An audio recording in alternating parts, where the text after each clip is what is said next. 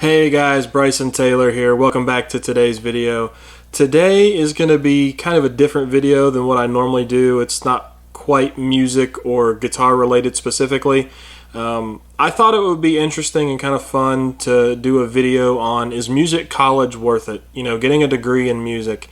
As someone who has a degree in music, I thought it would be interesting to kind of give my perspective on the topic. There's a couple other videos on it that are very interesting, and I watched some videos similar to the one I'm about to make before I went to college, so I thought it would be interesting to kind of give my 2 cents on it from one musician to another.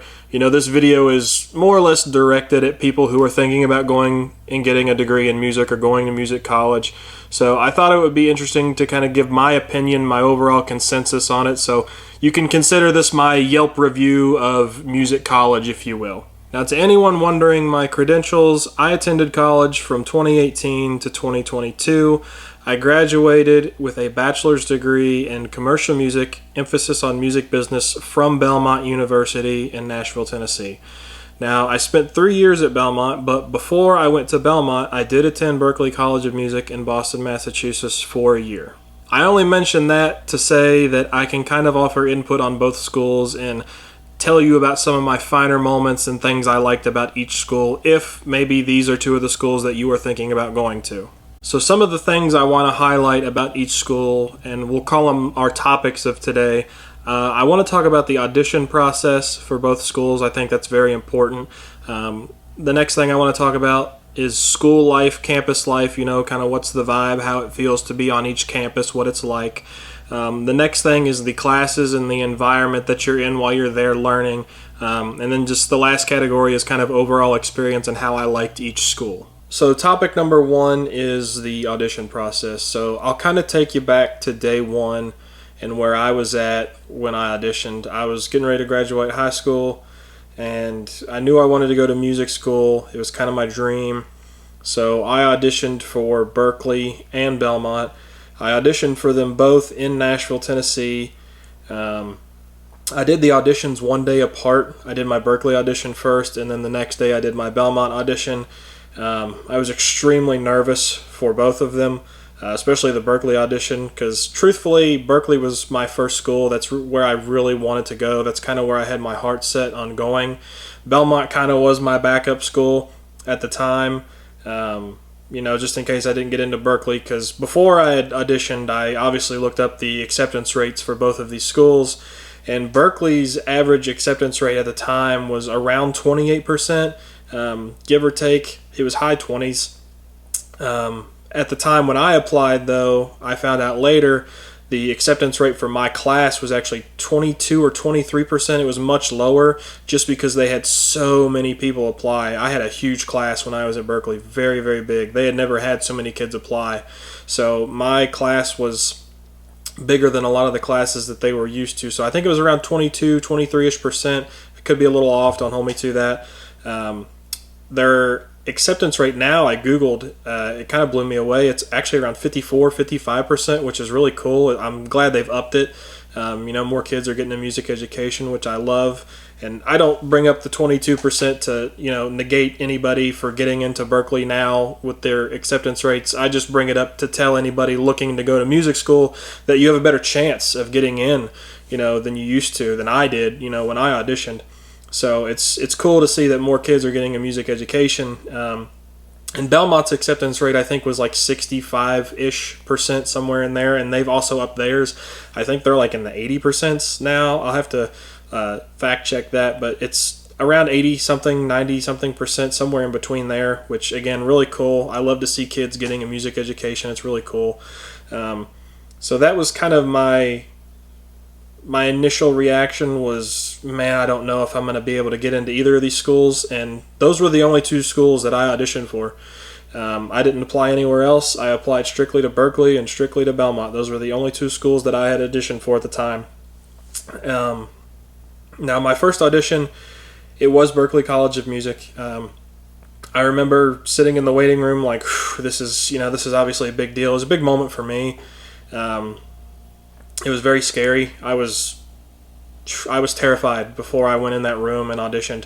I was profusely sweating. I was just extremely, extremely nervous. My stomach was in butterflies, because it was my dream to go to music school there, and I was just absolutely petrified.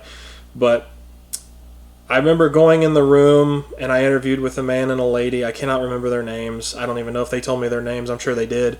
And the first thing I remember was you had to prepare an audition piece. That was for both schools. You had to prepare a piece that you wanted to play. So I prepared a song called "The Loner" by Gary Moore, one of my favorite guitar players. Great piece. If you haven't listened to it, go check it out. Fantastic guitar piece, instrumental. I auditioned with that. I played it. I thought I did it pretty okay, considering how nervous I was. And the people that were doing the audition with me, very nice people. They try to calm you down so you're not extremely nervous, because they don't want you really nervous, because you're not going to play your best. So they were very nice. She told me to take a breath before I started, because she could tell I was nervous too. But I played the song. I got through it. It sounded pretty good.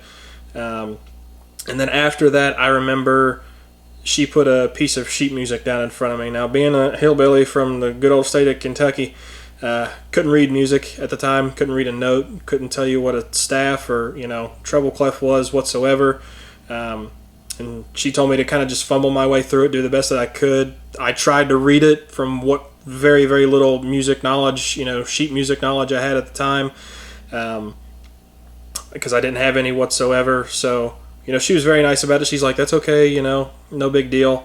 And then after that, I remember she went to the piano and she played some chords, some major 7, dominant 7, and minor 7 chords, kind of like an ear training exercise. And she asked me to tell her what all the chords were. Is this a dominant chord? Is this a major 7? Is this a minor 7 chord? I got all of them right. I was really impressed with myself. I was kind of like, yeah, pat myself on the back with that one. But I did get all of them right, and that was pretty much the main part of the audition. That was really it. There wasn't a whole lot to it. The whole thing took about, I want to say, 15 minutes. And then after that, I remember going to a interview, which is something that Belmont doesn't do, that Berklee did do, which was a little bit different.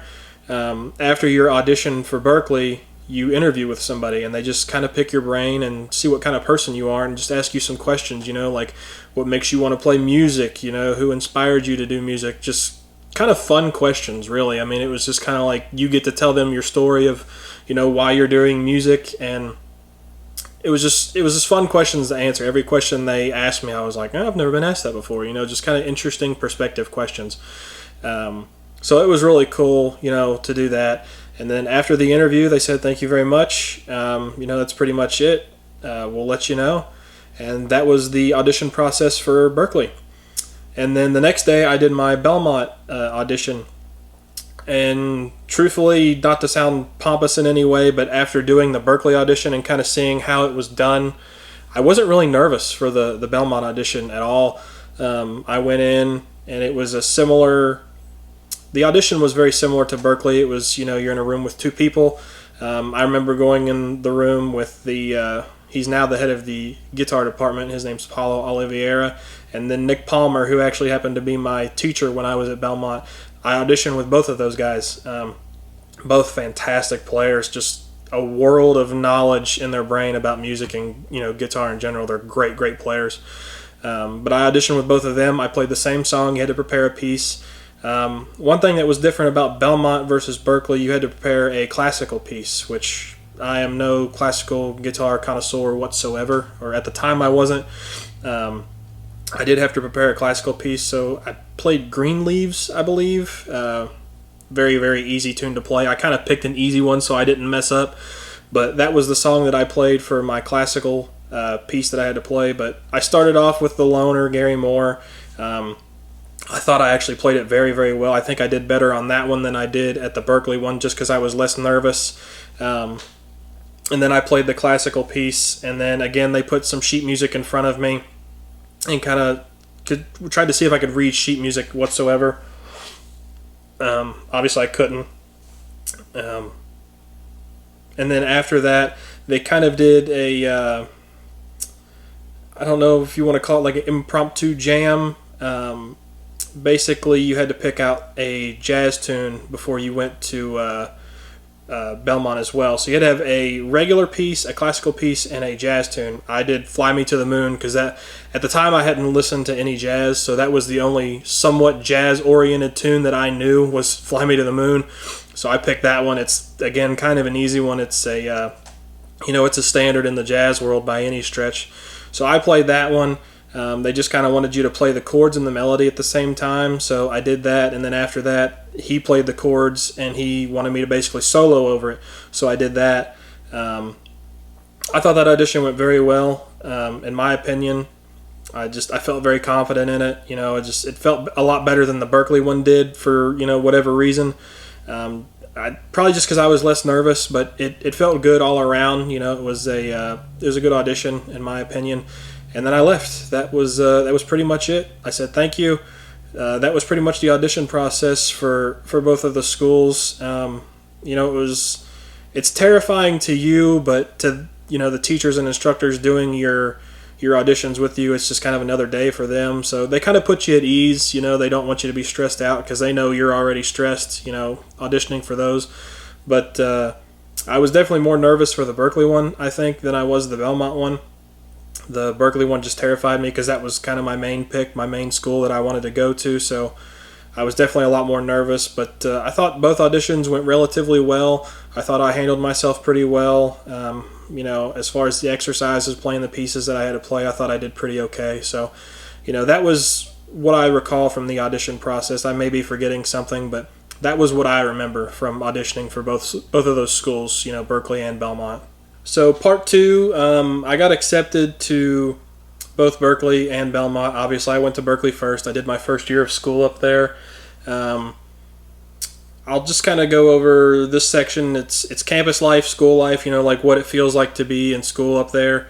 It was very overwhelming for me at first to go to Berkeley, kind of a fish out of water. I'm from a very small town in Kentucky. Going to, Boston, Massachusetts, it's like one of the biggest cities in America.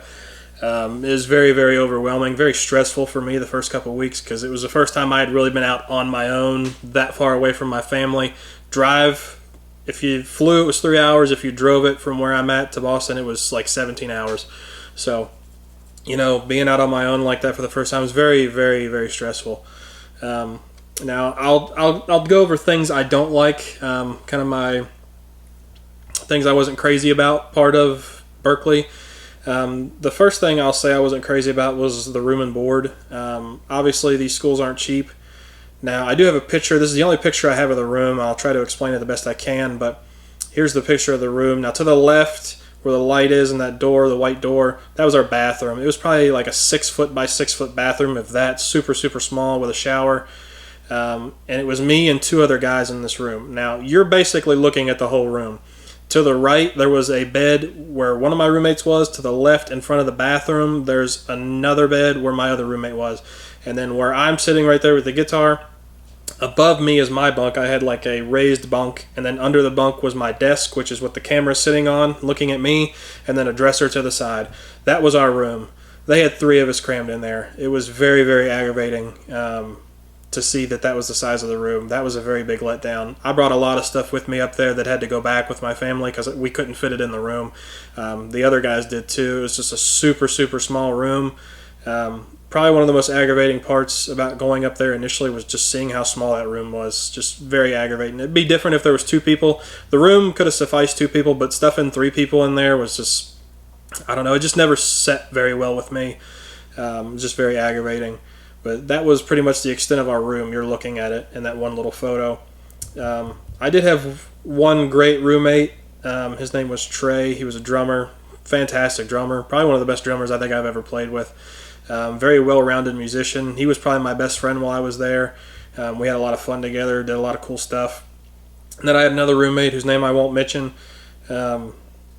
We didn't get along too good, and I will say that kind of tainted my experience up there a little bit. I harbor no ill feelings, obviously now. You grow up, you get over this kind of stuff, but just while we were there, we just butted heads a lot. He had a Bluetooth speaker that would run 24/7, and it's like, man, can you just put some headphones in? I don't want to listen to your music, I want to listen to mine, because I'd wear headphones. And one of my favorite songs, he made his alarm in the morning that woke the whole room up. So just little tedious stuff like that he would do that would just drive me absolutely up a wall. You know, just it's little stuff, but it's just stuff that aggravates you. You know, when you're living with roommates, it's especially trying to talk to them about it and just be like, hey, can you not do that? And they don't care. They just keep doing it. So stuff like that's very aggravating, but, you know, whatever.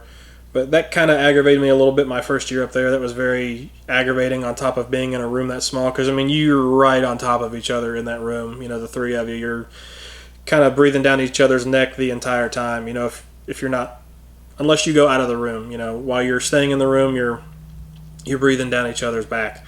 But, you know, it is what it is. The one weird thing to me about Boston that surprised me when I got up there, because funnily enough, I never Googled what the campus looked like or anything till I got up there. When I seen Berkeley with my own eyes, that was the first time I had ever seen the school. It's kind of buildings scattered throughout Boston. They don't really have like a campus like how most colleges do, which is weird to me. Obviously, I probably should have figured that out before I went up there, but, you know, it is what it is. It was very different to me. Obviously, you know, they've got some nice accommodations. They've got some cool stuff there. They got a lot of buildings, you know, scattered throughout Boston, but it was just weird to me that it wasn't like a campus, you know. It wasn't like building, and it all belongs to Berkeley. It was like building here, building a little ways down the street, you know, it belongs to Berkeley. So that was weird to me. That was definitely one of the craziest things to me, was just kind of, it didn't feel like there was a campus. You know, even though there was, you could see all the Berkeley kids going from building, class to class all the time, you know. But yeah, that was one of the weirder things. Those were a couple of the things that, you know, aggravated me or I wasn't crazy about when I was there, you know, for the year I did up there. As far as campus and, you know, school life, some of the things I really liked while I was there, more positive note, the one thing I do miss the most is what was called a CAF show up there, a cafeteria show, CAF show for short. In the cafeteria at Berkeley is huge. It's ginormous. It's a 2-story cafeteria. You know, it's really cool. It's all glass windows so you can see out onto the street while you're in there eating. But they had a stage in the cafeteria where bands would come in and play CAF shows. You know, all the school bands, they would have some bands, you know, local bands, whatever. But you could go watch your fellow, you know, classmates that are in a band play. So there was never a shortage of bands to go see because there was always bands up there playing, which was super, super cool. That was one of my favorite things that they did, was have CAF shows up there. That's the one thing I really do miss about that school, was the CAF shows. It was really fun. You could go see a different band. You know, if your buddy's playing in his band, you could go see him on Thursday night and then go see your other buddy's band on Saturday. It was really cool. They did probably 2 or 3 of those a week from what I remember. So really cool that they did that. That was one of the things I miss a lot about that place. But one of the other cool things was just they would have guest speakers all the time. You know, famous musicians, just well-known, well-rounded musicians would come in all the time. I actually got to meet Tom Hamilton from Aerosmith. I got my picture with him. It was really cool. He did a seminar up there. They had a bunch of artists like that up there that would just come and talk and do seminars, clinics, and just like talk to the students, you know. That was really cool. I got to meet Jesus Molina. If you guys don't know who he is, I'll put his Instagram down here. Fantastic piano player. Just words don't describe how talented that guy is. Funnily enough, when I met him, I'm a hillbilly, so when I met him, I didn't know he pronounced it Jesus. I seen him down the hall from where I was at, and I pointed at him, and he pointed at me like, I think you know me, and I was like, I do know you. So I went up and talked to him. But before I went up and talked to him, I yelled from across the hall, hey, are you Jesus? That was a little embarrassing. He was like, hey, Zeus. I was like, my bad, buddy. I'm from Kentucky. I said, are you Jesus? But yeah, he was super cool, super nice guy, super funny. But I got to meet him, so that, you know, getting to meet people like that was really cool. Berkeley went through great lengths to have cool speakers, you know, well-known musicians that everybody knows come in and talk to the students. So that was one of the really cool parts, you know, about going to school there. It was just one of the really special things. You got to meet people. You really got to network up there to a certain degree. But there were definitely a lot of musicians up there. Obviously, being at a all-music school, there's a lot of musicians up there, which is one of the cooler things I think Berkeley had over Belmont. in my opinion, which, I mean, you could ask anybody, their opinion may be different. Going to Belmont, it was music majors and then, people who studied other stuff. But at Berkeley, it was like everybody you talk to does music, which was really cool. And everybody's from different areas, different styles, which is really cool. Some of the other fun stuff I would do, there was a guitar center right across the street and then another one like 2 miles down the road, a bigger one. I was in guitar center like 5 days a week for at least 2 hours with, my buddies. Got plenty of pictures of me touching all the expensive stuff in there that I never bought. But Guitar Center was a lot of fun up there. It was really cool. It's a lot cooler than the one we've got down here in Kentucky. It's a lot bigger. But having one of those across the street, super cool. Literally a 30-second walk across the street, boom. You can go touch all the expensive toys in Guitar Center. So stuff like that was cool. There's a lot of cool things about Boston, but there was just a lot of stuff that just kind of drove me nuts after a while, which I'm sure you guys are wondering why I left Berkeley to go to Belmont. One of the biggest reasons, there was a smattering of reasons, but I will say probably the biggest reason, I got relatively homesick. Now, you would think being in a whole new environment, you would kind of, flourish and dwell into your new environment, but after a while, I did get very homesick just being away from family, being that far. It was a long drive or a long flight if you wanted to go home and see mom, dad, and I've got a little brother if you wanted to go see them. So that's probably the biggest reason I transferred somewhere a little closer, because Belmont and Nashville, it's 3.5 hours from where I'm at driving, not 17-hour drive. So obviously I did end up transferring to Belmont. Now Belmont was a lot different in a lot of aspects. Belmont, I have a lot of nice things to say about Belmont as far as campus life, and I've got some stuff I didn't like too. We'll get to that, but as far as stuff that I did like, it was a campus. It was like a big campus. The buildings were all right next to each other, which is a silly thing. It's just, I don't know. It felt more homey to me instead of like just buildings scattered across everywhere. It's one of the things I wasn't crazy about at Berkeley, but yeah, Belmont, the campus there is beautiful. They go through great lengths to keep the campus, very nice looking. Very, very beautiful campus there, which was really cool. When I went to Belmont too, when I transferred down there, they put you in these orientation groups. That way you can like meet it, you kind of start off meeting some people, kind of get your foot in the door with, some of your fellow colleagues. And my orientation group, it wasn't just music people, so I got to meet people that didn't do music, which was kind of cool. I fell in with a really cool friend group there. People I'm still friends with to this day, made some great friends. Funnily enough, I don't really talk to her anymore, but one of the people that I met there, her name's Leah Mason. She still does music. She's rather successful. I'll put her TikTok or her Instagram down here so you guys can check her out. I met her in the orientation group one night late while we were leaving. We started talking. She went to Berkeley. We lived in the same building on the same floor. She lived right down the hall from me. I never met her while I was at Berkeley, but I met her because we both transferred to Belmont that next year. I met her at Belmont, which is just, it blew both of our minds. We were like, what? Super crazy, but just small world. But we met at Belmont, but we lived in the same building on the same floor. Never met for a full year at Berkeley until we both went down to Belmont, which was crazy.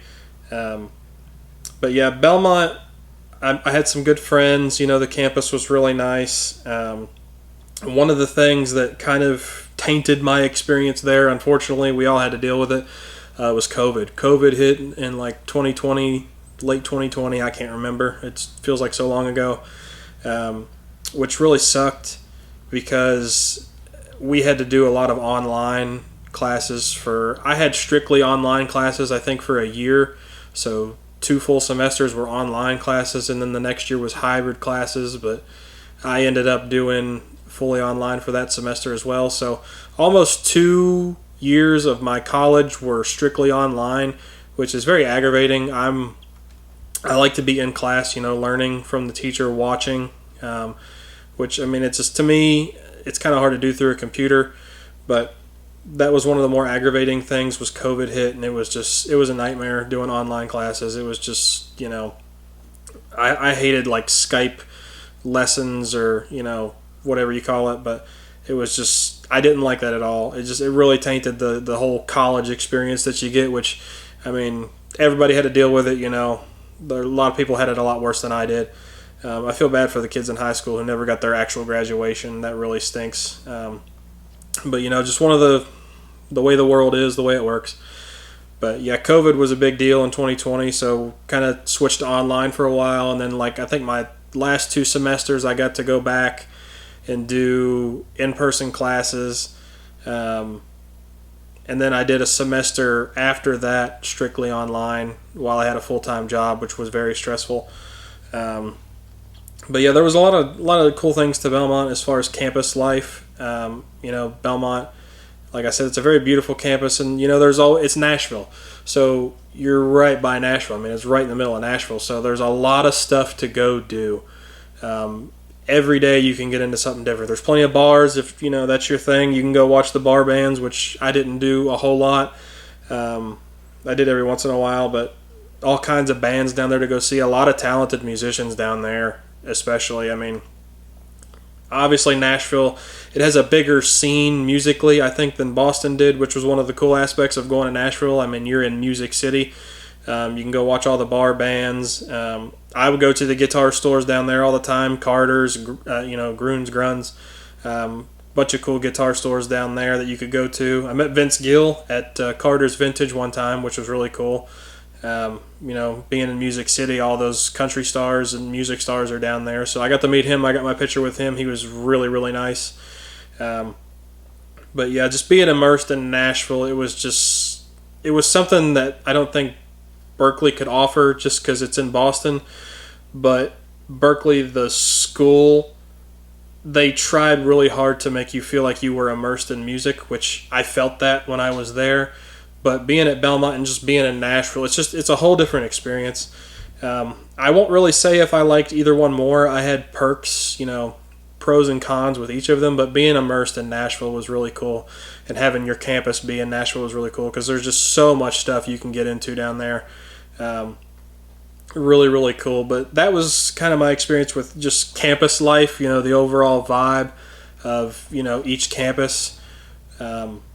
It was really cool. Both of them had their pros and cons, but overall campus life, it's somewhat the same, but it really is a lot different from school to school. So I would recommend, if you're looking at one of these schools, do a campus tour of either of them. I didn't really do one for Berkeley. I did one for Belmont, but I didn't do one for Berkeley. So check out the campuses, in person. Go look at the buildings. Go check out the classrooms. Just little stuff like that, I think it'll really make a big difference in your decision making. So definitely do that. But that was my experience with campus life. All right, topic number 3, which is classes. What were the classes like? This is probably the most interesting thing, I think, for me to talk about, or maybe the thing I want to talk about the most. Because obviously I think that's everybody's big concern going to, a music school, is what are the classes going to be like? What's the class environment? How is it? I will say, I'll start with Berkeley. I'm just going to tell you guys right out of the rip, I liked Berkeley's course material and class content much better than Belmont's. And no hate to Belmont, they have a lot of great teachers, a lot of good material throughout that program, but when I was at Berkeley, I love their course material a lot more. One of the biggest reasons being is their focus on contemporary course material. So what I mean by that is the way they teach it to you in a way that's like, here's how you can apply it, here's what you can do with it, whether you're learning about modes, secondary dominants, harmonic minor scales, whatever it may be. Their course material, I feel, was much more engaging as well. Every day you went to class, it's like, man, what are we going to learn today? I'm hype. I'm ready to go. I'm ready to learn something new. When they gave you homework to do, like, you'll never hear me say this ever again in my life. The homework that Berkeley gave you was fun. Like, you got to go, like, spell chords out, how do you spell a major 7? Like just stuff that to me it was fun to do. It was really cool. I really enjoyed Berkeley's course material. I think they had great course material, and it was much more contemporary. Again, how can you use it? What can you do with it? And, how are people using it now? How can it be applied now? Let's dissect like this new song that came out, last year or a couple weeks ago. Like, how can we use this material, and how is it being used around you in music now? Which was really cool. Now, how this survived, I don't know. It was on my phone for the past 6 years. I don't know why I didn't delete it. But I have a screenshot of my class list from Berkeley, which I'll put in here and I'll show you guys. You can see the first thing is engaging contemporary issues. I'll save that till the end. Music application and theory, obviously that's a music theory class. Intro to music tech, which basically teaches you how to use GarageBand, Pro Tools, some of the other programs that you have on your computer. Mixed Styles Rating 2, that was the ensemble. Basically, when you were at Berkeley, you get put into an ensemble because, say, for instance, you're not great at making friends, which I'm not great at making friends. I've only got a handful. But if you're really not good at it, it puts you in a group of people and you guys play songs together. Basically, it's like they put you in a band almost, and you guys get to play mixed styles. You can do R&B, jazz, whatever. I had a really cool group when I was there. I still talk to one or two of the people that I was in that ensemble with, but it was really, really cool. Just in case you have trouble reaching out on your own to find a band, it puts you in a band. It kind of gets you out of your comfort zone a little. It puts you in with a group of people to play. Now, the 2 just means that it was level 2, so when you went to Berkeley, your first week there, before they put you in a group, they would have you basically do another audition, so to speak, and you would play in front of people, not the people who you originally auditioned with, but people in your department. So I played for 2 of the people in the guitar department, and they would put you in an ensemble, but they would rate you. I think the ratings were 0 through 3. I got put into a 2, so it was basically the higher the rating, I think the better you were. I think that's how they did it. So I got put into a level 2, and I think they went up to 3 as far as what you could obtain in your original audition, and if you stayed in a mixed styles rating, you got to go up further, and I think it went all the way to 7, rating 7, but you could only get into a 3 off of your audition. You had to start at a minimum of 3, and then you could go up. But I started in a 2, which was cool. The private instruction guitar, that was just your private lesson that you did with your instructor. The cave, I'll save that for the end. Ear training, that was something that was new to me. Kind of learning how to sing, how to sight read melodies, become more rhythmically inept. Ear training is probably the most valuable course you'll ever take in a music school. Coming from somebody who couldn't sing a lick, couldn't sing up a scale going into it, I think ear training is probably the most useful class you'll take no matter what school you go to. But the cave and engaging contemporary issues, those were liberal arts classes. Now, I know you have to take those wherever you go. I'm just going to be honest. This is my humble opinion. You may disagree. That's cool. Those are what I like to call the get your money classes. Classes you shouldn't have to take. I don't want to go to a music school to take liberal arts classes. I want to go to a music school to learn about music. But they make you take them. They weren't that bad. Some of them were rather weird. The cave was an interesting one. Engaging contemporary issues, that was just almost talking about politics, which that's the last thing I want to do when I go to music school, is talk about politics with people. Leave that for the politicians and people who really care about it. I want to talk about music. But yeah, the cave and engaging contemporary issues, those were liberal arts classes, and I had those at Belmont too, so don't think if you go to Belmont you won't have them, or if you go to Berkeley you got to take them. You got to take them wherever you go. That's the way it is. That was one of the more aggravating things about the course content. One of the other things I will say about Berkeley, excuse me, Berkeley, it's not that I didn't like the professors at Belmont, but just the professors at Berkeley were great. I had a lot of great professors at Berkeley, a lot of great teachers. One of my private instructors, his name's Scotty Johnson, fantastic fantastic guitar player, taught me a lot. Really cool dude. I remember doing my one-on-ones with him. He was a really nice guy. And it's been almost 6 years ago. I struggle to remember the names of all these teachers, but a lot of great professors at Berkeley. Just a lot of people who really know what they're doing. You know, they really know music and they know it well. Just great role models and people to look up to. People who have done great things in music. Not that Belmont didn't have those, but just I remember specifically at Berkeley, you know, some of the teachers, they would give you their list of accolades or accomplishments, and I would just sit there and be like, you played for who? Just crazy, crazy stuff. So that was kind of the course content at Berkeley. It was very engaging, very cool, very contemporary. It was how do you use it now, which I really loved. Because even the music theory teachers, like if they were talking to you specifically, like one-on-one, they'd be like, what do you play? Let me see if I can explain this in a way, you know, that you can see it in your head or on your instrument, which was really cool. You know, and again, the ensemble thing I thought was kind of cool, putting you in a group, you know, in a band. That way everybody got to play in a band to a degree. I mean, you got to play with your styles rating group. And they had a bunch of different ensembles. I was only there a year, so I didn't get to stay there long enough, you know, to check out some of the other ensembles or play in any of the other ensembles. But they have so many different ensembles, so many different bands. They have like tribute bands you can be in. I think when I was there, they had a Dream Theater, like tribute or cover band, whatever you want to call it, which was really cool. That was like a rating 7. You had to be insanely good. I'm nowhere near that level. But just cool stuff like that. You know, that was part of their course material in a way. It was just really unique. I think unique's a really good word for it. It's just very unique. But the course schedule that they give you, I felt like it was very relaxed, you know, like you could do all your classes, you know, in a timely manner. You could get all your assignments done, and you had downtime. You had time to chill. You had time to go practice. You had time to go do whatever you want, which was really nice. Which leads me to Belmont. Now, obviously, I said I liked Berkeley's content and class material a lot more. It's not that I didn't like Belmont's. I had a lot of nitpicks with Belmont and their class material and their class schedule, especially in the way they did their stuff.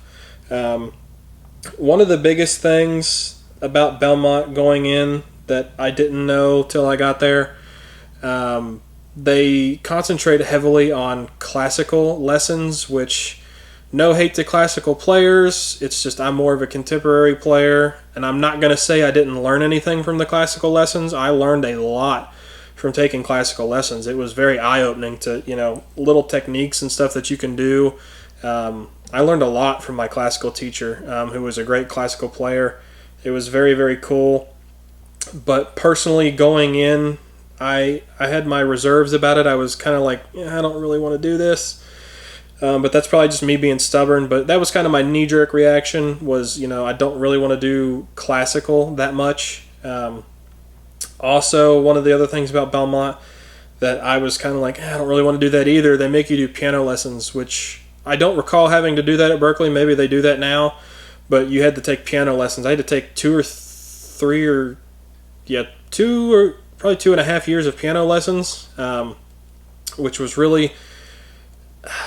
I had my reservations about it, but I will say it was for the better. I think now, having taken those classes, it's beneficial for everybody to know a little keyboard techno, you know, the notes, chords, stuff like that. But that was one of my other reservations about it.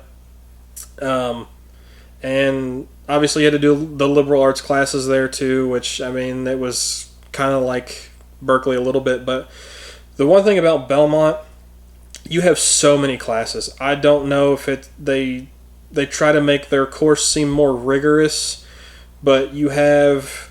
I remember having I don't have a picture of my schedule, but I had probably 3 liberal arts classes that I had to take.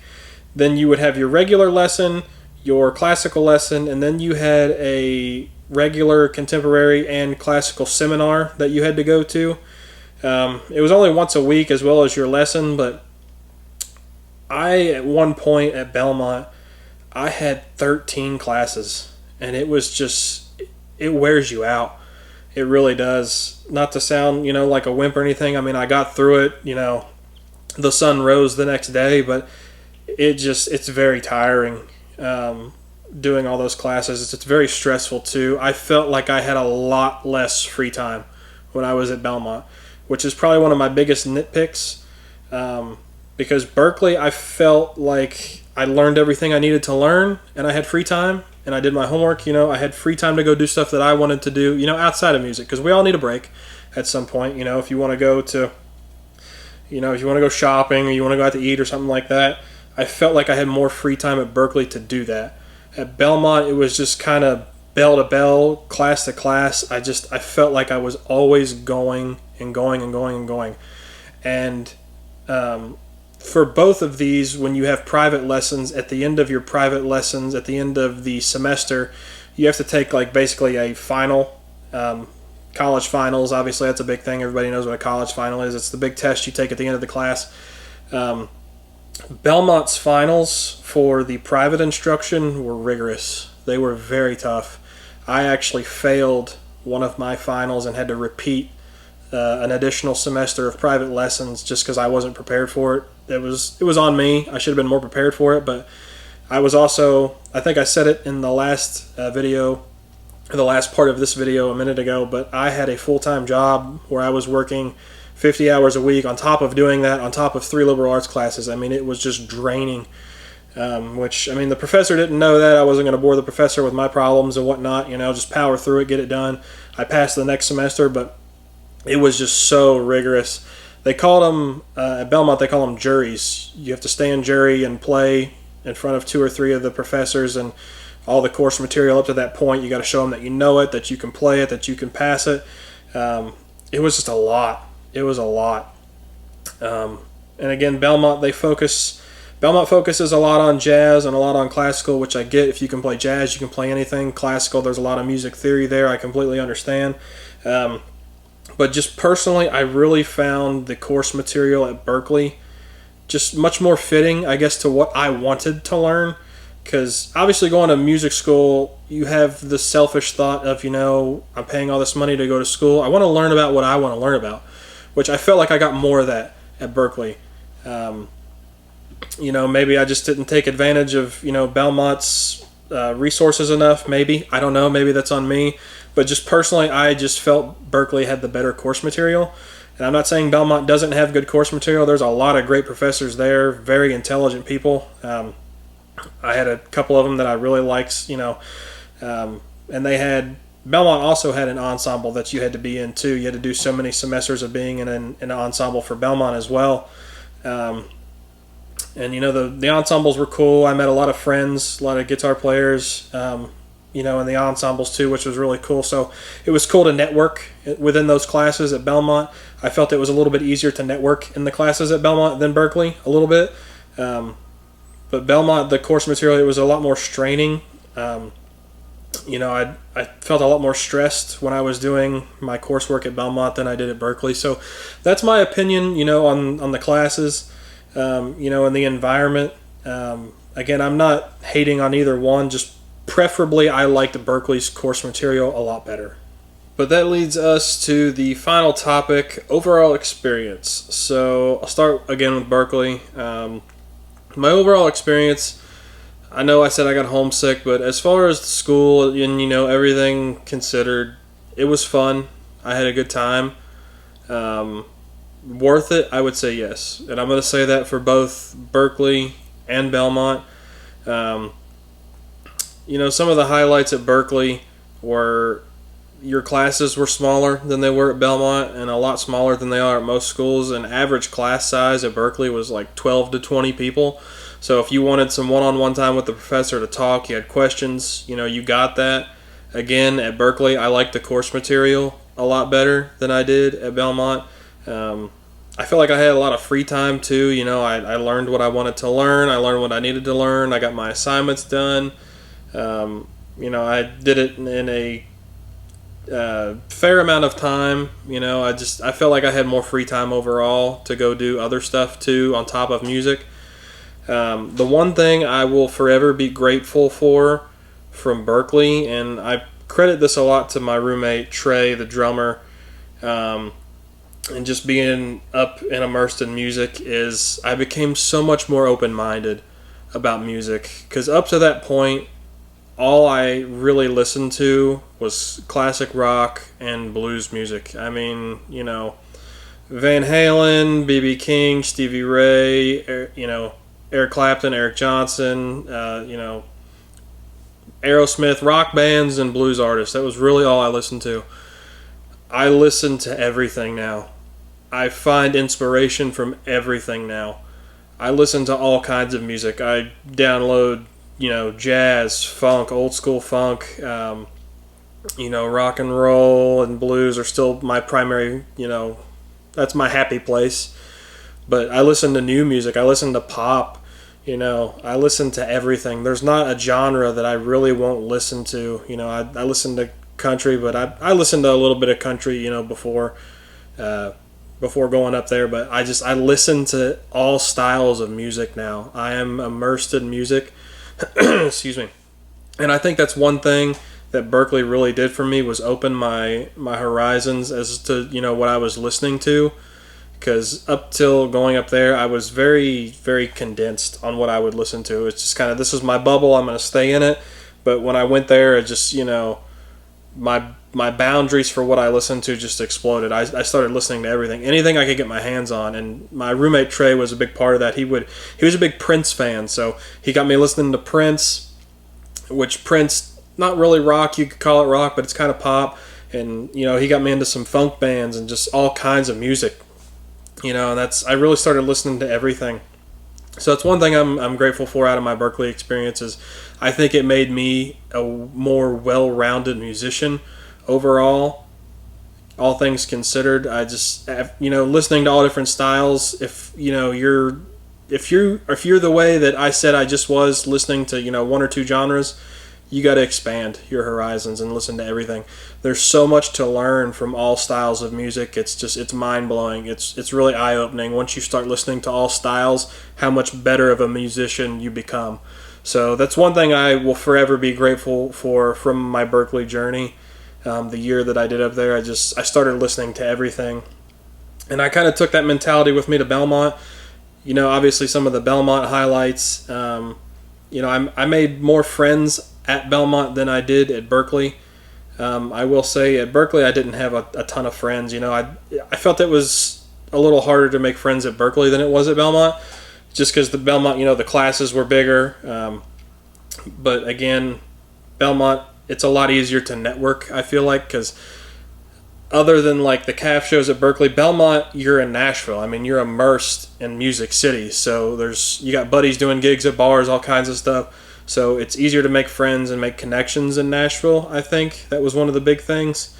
Both schools have their perks, obviously. I'm not negating that. Both schools had things I didn't like, as I told you. But, all said and done, I do think it was worth it.